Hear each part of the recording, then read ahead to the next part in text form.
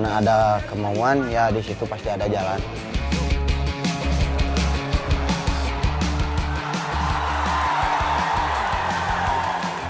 Mau tinju dengan benar, pasti ada jalannya juga buat kita berhenti pakai narkoba.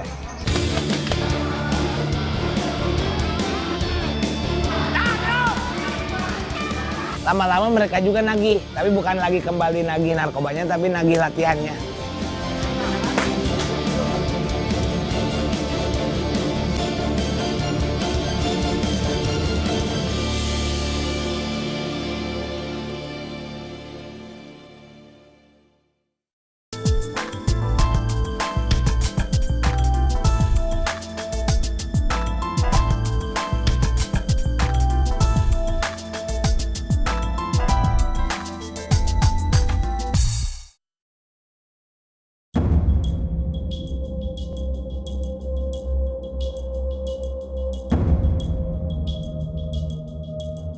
Jumlah pengguna narkoba di Indonesia terus mengalami peningkatan dari waktu ke waktu. Data Badan Narkotika Nasional memperkirakan ada sekitar 5,8 juta jiwa pengguna narkoba di tahun 2015. Salah satu resiko yang terjadi dari penggunaan narkotika suntik, salah satunya adalah penularan virus HIV.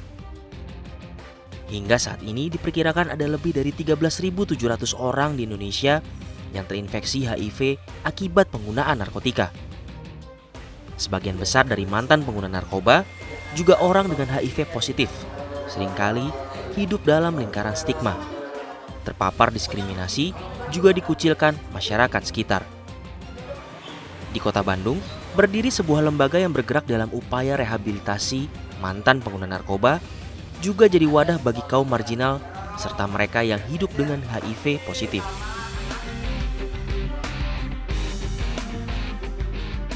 Stigma buruk terhadap orang dengan HIV/AIDS atau ODA di Indonesia itu masih cukup tinggi. Nah, situasi ini tidak akan berubah jika orang dengan HIV/AIDS atau mantan pengguna narkoba tidak mengambil peran dalam menanggulangi masalah ini. Rumah Cemara adalah salah satunya.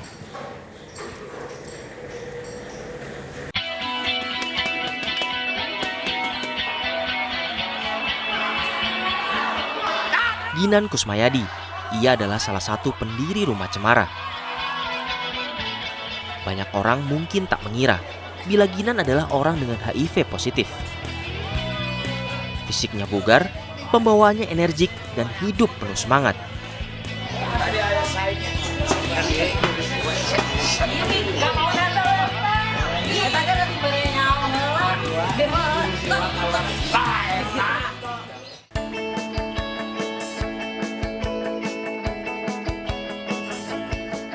Bersama 4 orang kawan yang juga sesama mantan pengguna narkoba, Ginan mendirikan Rumah Cemara pada tahun 2003 silam.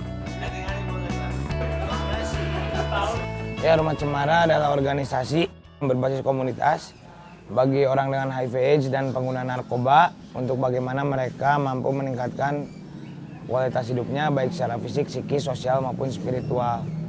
Adapun dengan perkembangan waktu memutuskan untuk lebih inklusif karena kita percaya bahwa semakin eksklusif kita, stigma itu semakin muncul. Di samping itu juga Rumah Cemara berusaha untuk menjadi sebuah safe space bagi siapapun untuk menjadi dirinya sendiri agar bagaimana mereka mampu bertumbuh kembang.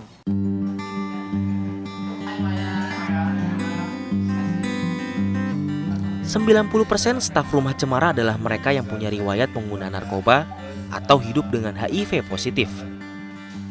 Mimpi terbesar mereka adalah Indonesia yang bebas stigma dan diskriminasi pada ODA, juga mantan pecandu. Dengan metode pendampingan sebaya, Rumah Cemara adalah tempat bagi banyak orang untuk memiliki kehidupan kedua. Ada kekuatan dari pendampingan sebaya ketika pengguna narkoba mendampingi pengguna narkoba. Meskipun ada pula kekurangannya, tapi kalau dari sudut pandang kekuatan adalah bagaimana kita mampu secara mudah terkoneksi secara emosional. Karena dalam artian pengalaman kita akan terkoneksi, bagaimana kita mampu berbagi pengalaman, kekuatan, harapan, serta informasi dari apa yang telah kita lalui kepada mereka. Salah satu cara unik, Rumah Cemara menggunakan olahraga sebagai cara jitu dalam rehabilitasi para pengguna nafsa. Ada dua media, yaitu sepak bola dan tinju.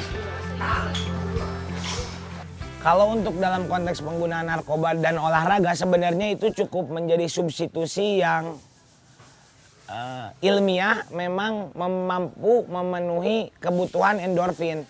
Dalam artian selama ini kita menggunakan narkoba, ada di dalam otak kita itu keluar cairan endorfin yang membuat kita happy, membuat kita menjadi lebih bergairah. Nah itu pun sama ketika kita melakukan latihan berat, misalnya olahraga yang ada kardio di dalamnya, endorfin itu secara otomatis terpenuhi karena olahraga pun menghasilkan endorfin. Sesederhana itu sebenarnya di balik manfaat-manfaat lain di balik olahraga.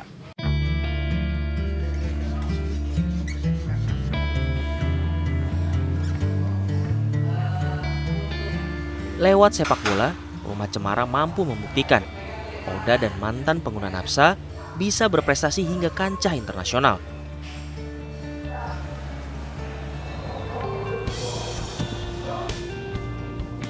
Sejak tahun 2011, tim sepak bola Rumah Cemara selalu mewakili Indonesia di ajang Homeless World Cup. Sebuah turnamen sepak bola bagi kaum termarginalkan.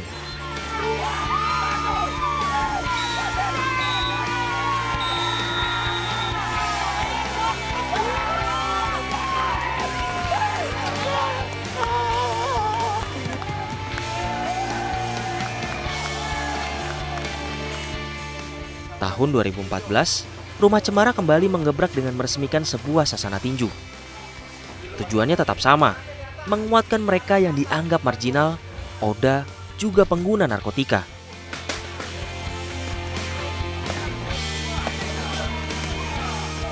Ya karena dalam olahraga boxing atau tinju itu membutuhkan kualitas fisik yang prima, sehingga memang dalam konteks pendampingan narkoba itu menjadi sangat efektif karena kebutuhan si pengguna narkoba untuk endorfin mau tidak mau terpenuhi dalam latihan yang berat, bagaimana mereka menjalankan latihan tinju, karena lama-lama mereka juga nagih, tapi bukan lagi kembali nagih narkobanya tapi nagih latihannya.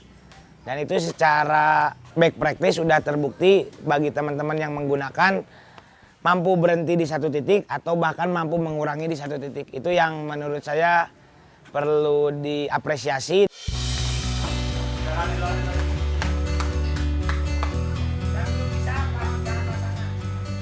Rumah Cemara Boxing Camp kini jadi sebuah kampanye bagi Indonesia tanpa stigma.